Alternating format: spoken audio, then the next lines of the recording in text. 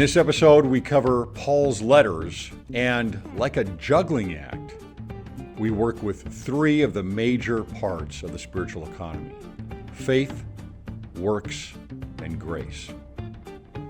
Here we go.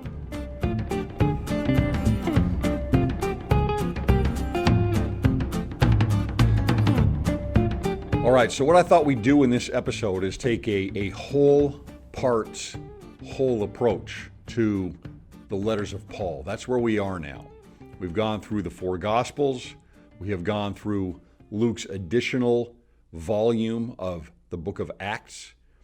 And now we enter a whole new part of the New Testament. And I'd like to just take this episode and kind of give an overview of the territory that we're about to enter into, because it's very different from what we've experienced up till now. The journey that we're about to take takes us very heavily into the spiritual economy, primarily in three different areas, and that's faith, works, and mercy, or grace. These are three major issues where we get really some of our strongest doctrine and our strongest doctrinal disputes among different sects of Christianity: Catholicism, Protestantism, and the Latter-day Saints. And even within our church, there is a lot of dispute. There is a lot of misunderstanding about these three major principles in the spiritual economy.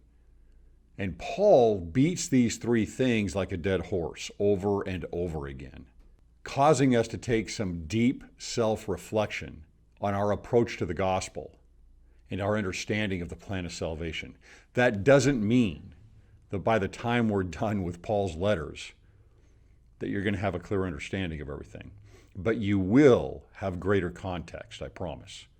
And hopefully you will have thought about these three things and many other things as well in a greater light and with a greater understanding than you have previously. But before we delve into that, let's just talk about these letters here. The rest of the New Testament gives us Paul's letters, then some additional letters or epistles from some other individuals, James, Peter, and John, and then we finish up with the book of Revelation. Our focus right now is on the 13 letters of Paul, which does not necessarily include Hebrews. And the reason is the makeup of the Pauline letters here, the epistles. Most of them fall in order based on the size of the epistle. So, for example, we start off with Romans. Well, Romans was actually written much later in Paul's ministry, but it's the largest epistle, and so it comes first. And so we work our way down mostly until we get to the last four of Paul's letters, not counting Hebrews, which are letters written to individuals and not to the church in an area. And then finally, Hebrews is placed in there at the end. Why? Well, starting in about the 3rd or 4th century, they started placing Hebrews toward the end of Paul's epistles. And the reason is there has always been a large dispute and not a lot of confidence that Paul is the actual author of the book of Hebrews, which really isn't an epistle. It's written differently, it has different language. That doesn't mean it couldn't have been him. The ideas and the concepts behind them certainly could be from Paul. And of course, in the header that we see in the King James Version of the Bible, it says the book of Hebrews, written by Paul, or something to that effect. But we don't know that. But that's why it's placed at the very end. You have the grouping here of the 13 epistles, then you've got the book of Hebrews, and then you go on with the other epistles and the book of Revelation. That also doesn't mean that some of the other epistles may not have been written by Paul. It's possible that a few of the letters were written by somebody else in the name of Paul as well. But this grouping of letters where Paul is writing out to the members of the church in all of these different areas is full of thunder and lightning. And what I mean by that is just strong doctrine, trying to make sure that everybody stays on the right path. And this is where the majority of Christian doctrine comes from worldwide. It's from the Pauline letters. And it's kind of interesting because as Latter-day Saints, for example, we don't delve quite as deeply into the letters of Paul as a lot of the other, especially Protestant religions do. And that has to do with those three major principles in the spiritual economy. We don't use a lot of the phrases that are used. A lot of the phrases you'll hear from evangelicals especially, but Protestants broadly come from the letters of Paul. And certain phrases and words such as Christ Jesus and little phrases and words that are used around the term grace are something that they're not found always in our vernacular, because Paul is a bigger hero, so to speak, in the Protestant tradition because of grace. And we're going to get to that in a minute. Another thing about Paul is, I talked about thunder and lightning, because we're not really getting a history here, a biography or a chronology of events, more like what we would see in the Gospels or the book of Acts. What we're getting is Paul talking about a lot of doctrine, a lot of don't do this, or a lot of behavioral issues. And so for some people, it's a little harder to read. And so as modern Western people, Paul can be very foreign to us. Right away here, for example, in Romans 1, we have the topic of homosexuality. Later on in his letters, we get what seems to be to him doctrine, or at least this is how we need to act with the roles of men and women that just don't seem to apply to us today. And so a lot of times we can look at the scriptures here and say, well, wait a minute, this is the Bible. This is Paul. He was an apostle. And he's saying these things, but this doesn't seem right to us today. And so we grapple with some of the things that are written down in these letters. And we might think to ourselves, well, how does this apply? In some cases, it's kind of like modesty sometimes, perhaps. 100 years ago, what we would have worn out on the beach is a lot different than what you're going to see today. And you might say, well, yeah, but the Latter-day Saints are going to be modest. Well, if the Latter-day Saints were wearing what they wore today at the beach as compared to 100 years ago, no, they wouldn't be modest. And so there are some principles underlying what Paul is talking about in a first century world where somehow we have to lay over that first century, we have to put over it a cutout frame of the 21st century and say, well, how does this fit? How does this mesh together? Is there absolute truth? Is there relative truth?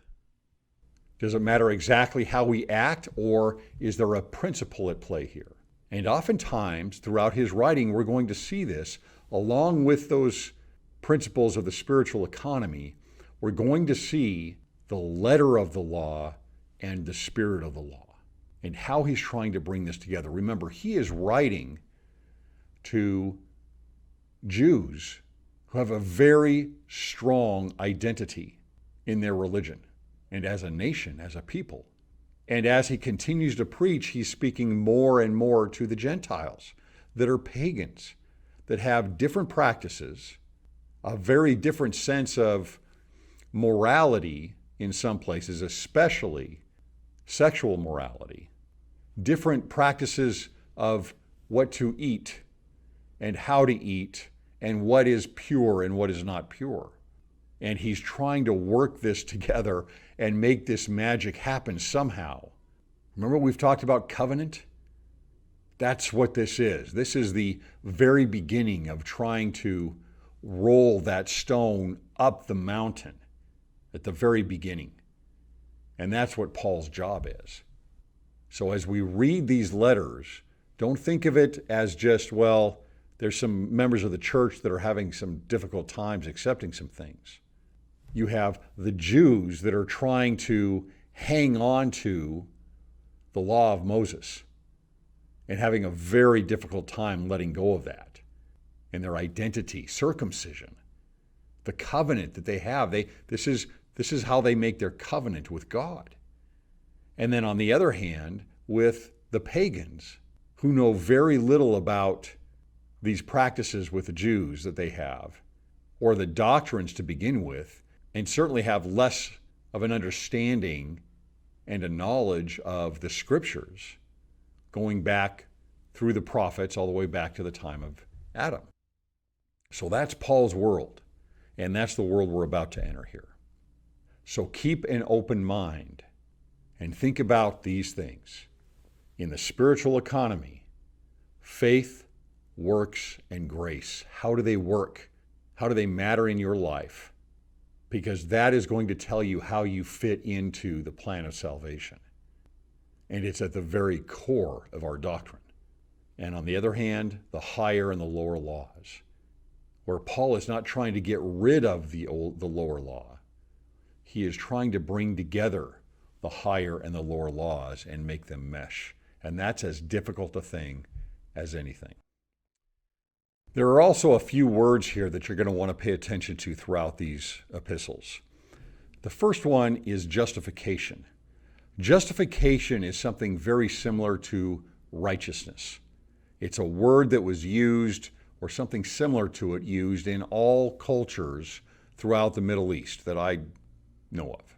And in the manual, they describe justification as a remission, a pardoning of sin, and being reconciled with God.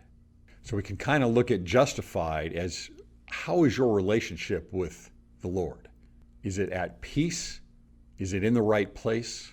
That would be being justified. Another word you're going to hear a lot is the law. And typically, maybe all the time, but typically throughout these letters, when Paul is talking about the law, he's talking about the law of Moses.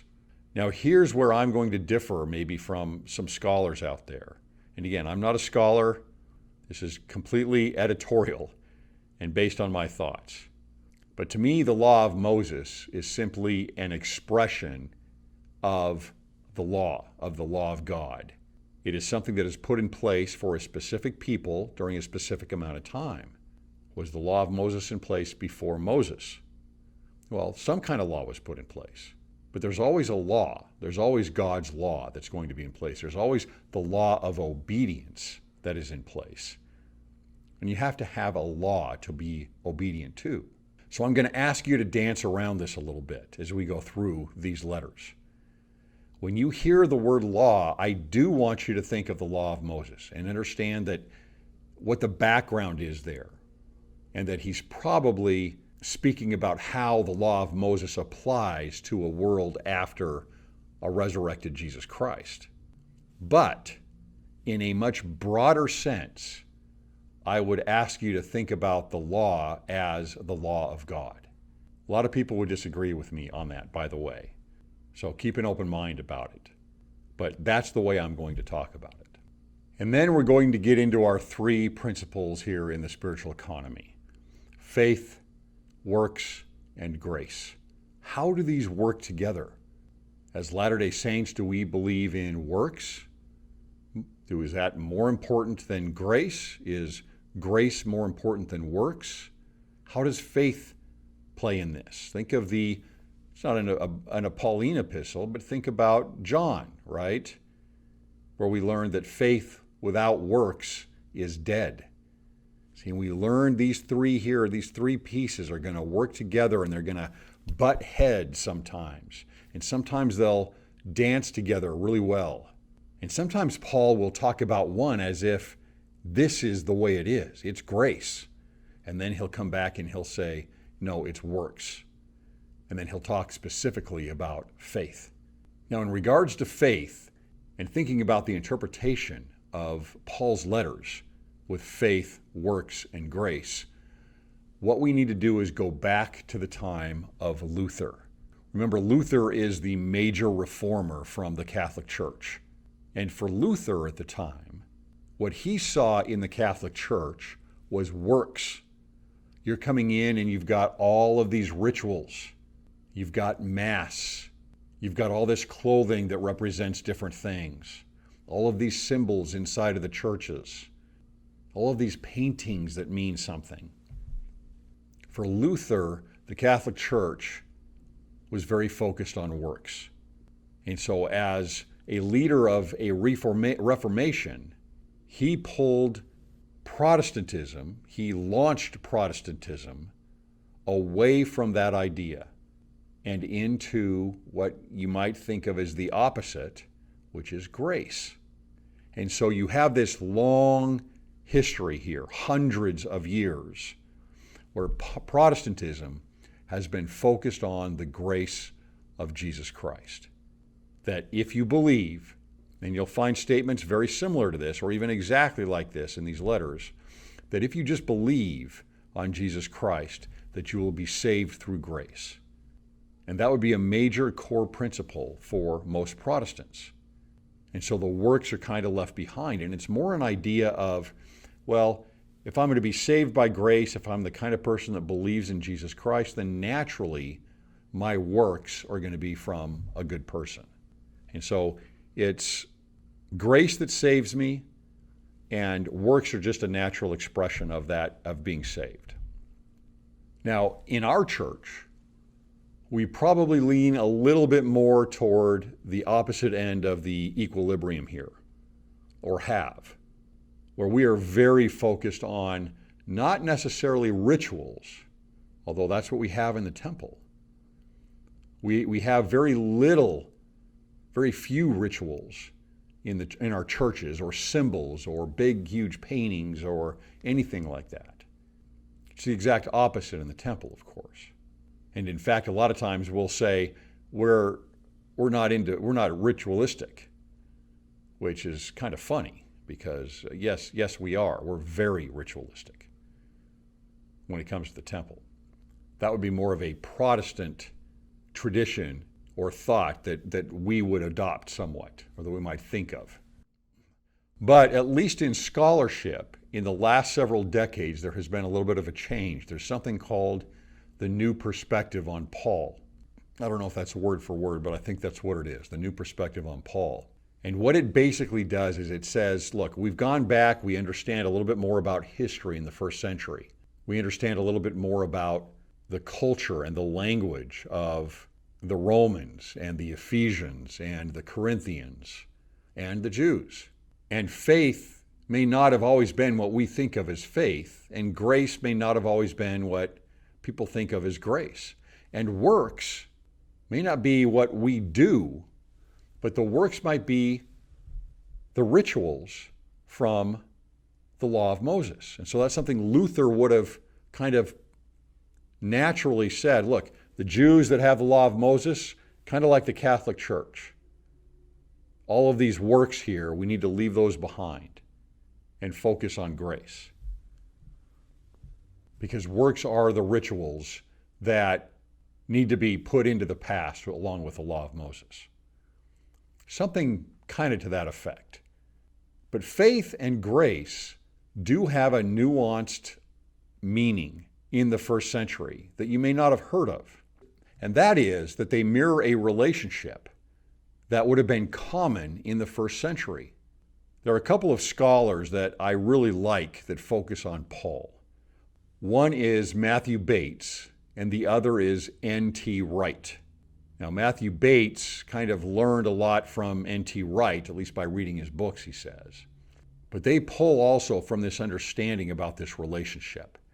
And I saw a blog post recently that compared this relationship to The Godfather. So if you think of Stella, if you think of The Godfather, and this is an odd comparison because you're basically comparing the Lord to Marlon Brando here, but give me just a little bit of leeway here. In the first century, you would have had a lot of relationships like what Marlon Brando would have had with those that would have been loyal to him, right? In those relationships, loyalty is everything. You are committed to those individuals, to those godfathers. And in the first century, you might need somebody like that. You're just a peasant or a farmer or a small merchant, and you need to be able to work with trade.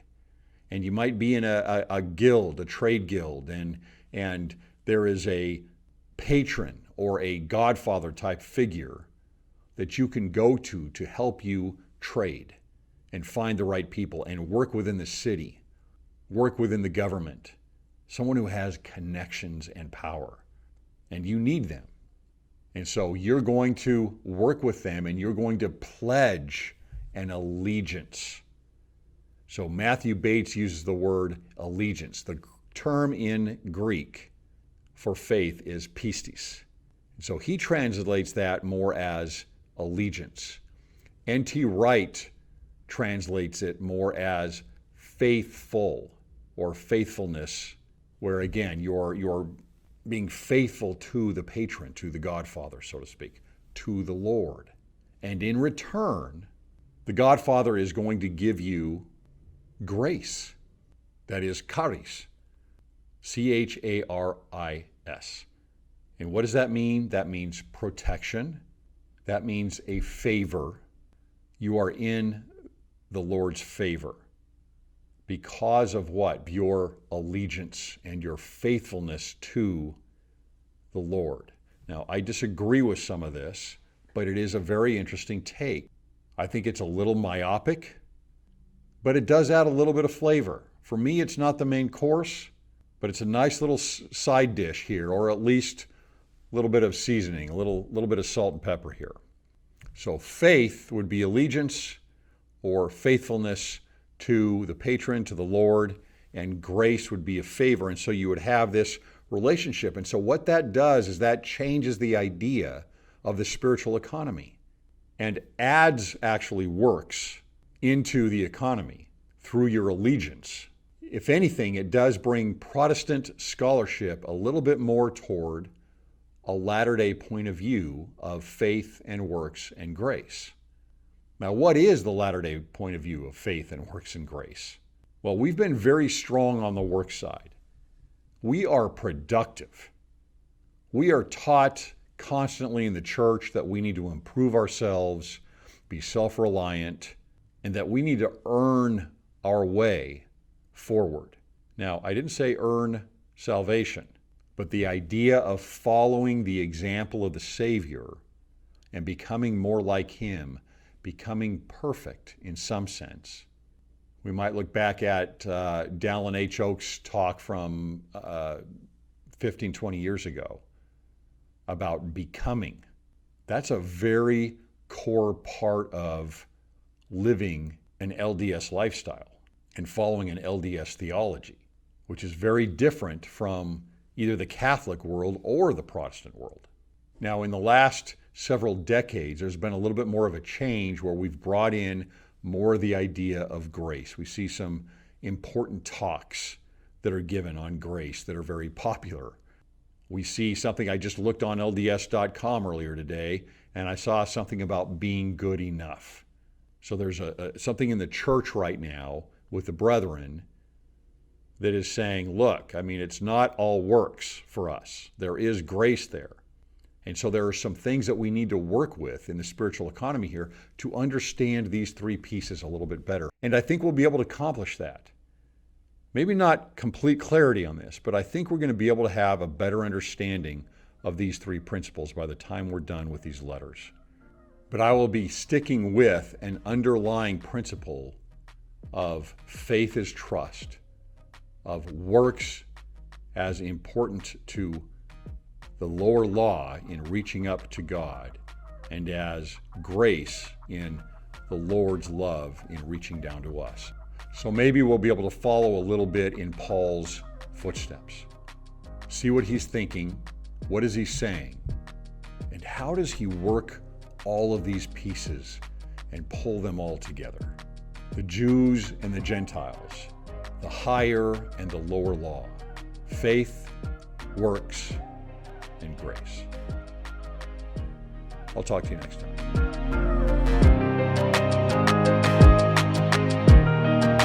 If you enjoy these episodes, be sure to like and subscribe. Thank you.